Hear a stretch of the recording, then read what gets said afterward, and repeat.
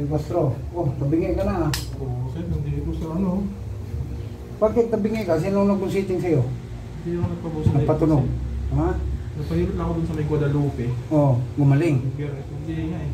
Nabugbog lang yung balat ko na maka-egeto. Pinilot yung singit mo.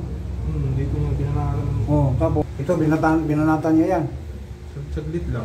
Hindi, dapat unahin niya. Tirahin niya ang singit mo, tirahin din niya to.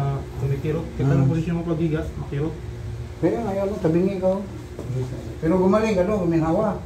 Pagkatapos lang. Sino nagilot sa'yo doon sa Guadalupe? Bata pa?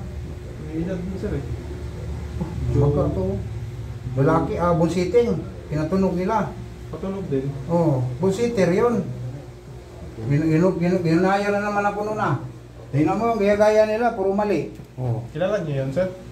Maraming sumisilip sa akin eh, alam ko yan. Hindi, yung dosis yan, iba-ibang ang mga lower back, iba-ibang sakit. Kasi dito yung ano, parang dito. Oo, manhid yan. Manhid. Ito ang sakit, ito. Ito, dalawa yung matake sa'yo. Kaya nga tabingi ka, kaya masakit. Oh, ito siya oh. Yung style mo, umangat. Likod mo, ayusin natin yung dugo niyan, ugat. Dito yung masakit sir. Then siya matake. Mali yung kuha nila, hilo to. Marami ginigita, marami akong side pera doon, side line ko doon. Ang sahod ko hindi ko kinukuha sa ATM. Mandugo mo. Andyan, tunog lang. Pagpatunog ang pagpatingin niya, tunog-tunog. Dismaya na siya eh.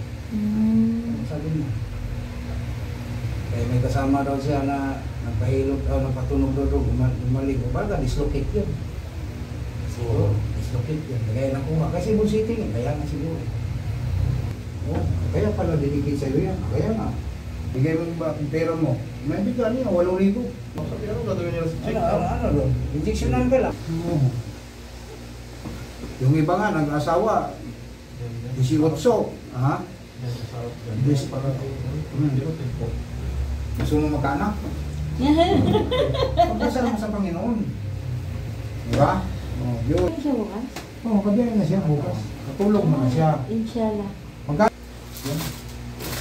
Para tuloy-tuloy na. Maligo. Bukas, maligo ka. Anong oras ka maligo? Alauna. Pagkaligo mo alauna, biyahe ka na.